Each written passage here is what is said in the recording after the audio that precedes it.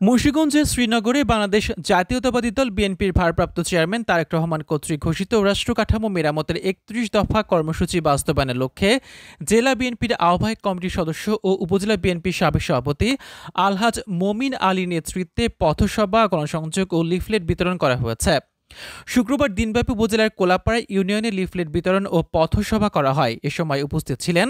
মুন্সিগঞ্জ জেলা বিএনপির আহ্বায়ক কমিটির সদস্য ও উপজেলা বিএনপির সাবেক সাধারণ সম্পাদক হাজী দিলওয়ার হোসেন, সিরাজদিখান উপজেলা বিএনপির সাবেক সাধারণ সম্পাদক আওলাদ হোসেন, কোলা ইউনিয়ন বিএনপির সাবেক সভাপতি লুৎফর রহমান অরুণ, সাধারণ সম্পাদক কামরুজ্জামান পলাশ, উপজেলা ছাত্রদলের সাবেক আহ্বায়ক লিমন মোড়ল, কোলাপাড়া যুবদল নেতা আহসান হাবিব, আলামিন, দিদার হোসেন, কোলাপাড়া ইউনিয়ন ছাত্রদল সাবেক সাধারণ সম্পাদক নাহিদ, সাংগঠনিক সম্পাদক মঞ্জিল, আবুল হোসেন, সাধারণ সম্পাদক অনিক, ছাত্রদল নেতা সিফাত, স্বেচ্ছাসেবক দল নেতা হৃদয় মোড়ল,